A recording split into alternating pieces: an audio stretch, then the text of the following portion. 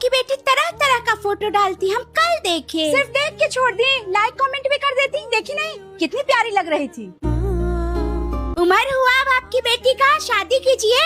जा, तो शादी उसको करनी है, उसका जब मन करेगा कर लेगी। तब तक कोई अच्छा लड़का देखिए। फिर वही बात बोले ना, उसको शादी करनी है, उसका जब मन होगा करेगी। जैसा लड़का ढूंढना होगा वैसा ढूंढ के करेगी। आप टेंशन फ्री रहिए, मैं भी चाय पीजिए।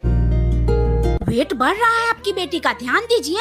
तो किसी के बाप के पैसा का थोड़ी खाती है। जो सबको टेंशन होने लगा अचानक, वो खुद ध्यान दे लेगी। गुस्से की बेटी आपकी लेकिन खूब पार्टी शादी करती है, सोशल मीडिया पे देखिए। तो अपना कमाती है, अपने पैसा से जो मन करता है करती है। आप भी कमाती तो आप भी करती ना पार्टी। क्या आप नहीं कमाती है ना, बेटी कमाती है।